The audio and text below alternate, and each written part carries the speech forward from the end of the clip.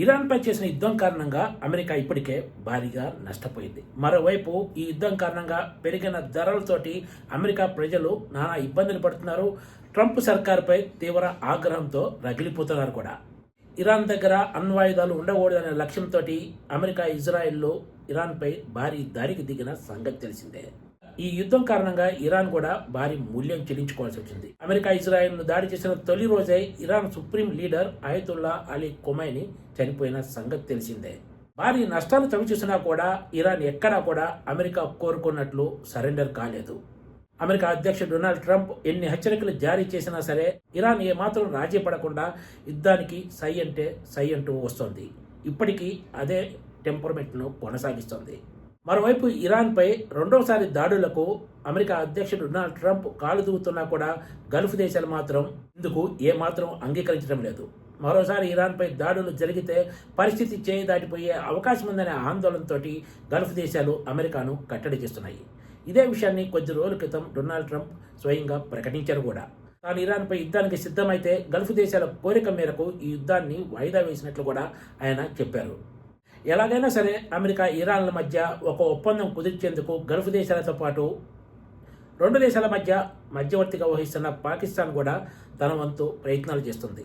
శాంతి ఒప్పందం కుదిర్చితే ప్రపంచవ్యాప్తంగా తన ఇమేజ్ పెరుగుతుందనే ఉద్దేశంతో పాకిస్తాన్ కూడా ఈ డీల్ కోసం తహతహలాడుతుందనే చెప్పొచ్చు. తాజాగా అమెరికా అధ్యక్షుడు డొనాల్డ్ ట్రంప్ ఈ యుద్ధానికి సంబంధించి కీలక వ్యాఖ్యలు చేశారు.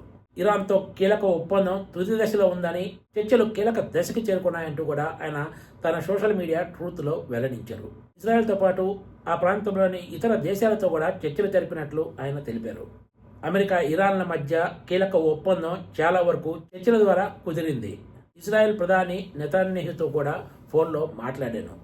అది కూడా చాలా బాగానే జరిగింది. ఒప్పందానికి సంబంధించి తుది అంశాలు, వివరాలు ప్రస్తుతం తుది రూపు తీసుకోబోతున్నాయి. ఈ విషయాలు త్వరలోనే బయటకు వస్తాయంటూ ట్రంప్ వెల్లడించారు. ఇరాన్పై మరోసారి యుద్ధానికి దిగాలంటూ నెతన్యాహు కోరగా కేవలం చర్చల ద్వారానే, సంప్రదింపుల ద్వారానే శాంతి ఒప్పందం చేసుకోవాలని డొనాల్డ్ ట్రంప్ ప్రతిపాదించినట్లు, ఈ ప్రతిపాదనపై నెతన్యాహు తీవ్ర ఆగ్రహంతో ఉన్నట్లు ఇటీవల వార్తలు వచ్చిన సంగతి తెలిసిందే. అందుకే ఇప్పుడు డొనాల్డ్ ట్రంప్ నెతన్యాహుతో చర్చలు కూడా బాగా జరిగాయని చెప్పడం ప్రాధాన్యత సంతరించుకుంది. 3 నెలలుగా సాగుతున్న యుద్ధానికి ముగింపు పలకడంపైనే తాము ఇప్పుడు దృష్టి పెట్టామంటూ కూడా ట్రంప్ వ్యాఖ్యానించారు. ప్రతిపాదిత ఒప్పందంలో భాగంగా హార్ముజ్ జలసంధిని వెంటనే తిరిగి ప్రారంభిస్తామన్నారు. ఒప్పందం కోసం ఇరాన్ కూడా అమెరికా ముందు పలు ప్రతిపాదనలు పెట్టింది. అవేంటంటే ఆయిల్ అమ్మకాలపై ఇరాన్పై ఉన్న ఆంక్షలను పూర్తిగా తొలగించాలి, వివిధ దేశాల్లో ఫ్రీజ్ అయిన తమ ఆస్తులను రిలీజ్ చేయాలి.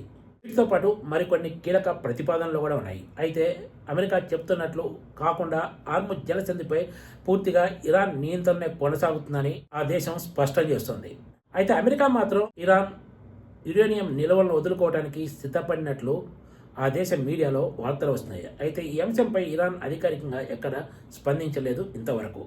హార్ముజ్ జలసంధి విషయంలో మాత్రం తమ నియంత్రణే ఉంటుందని ఇరాన్ తేల్చి చెప్తుంది.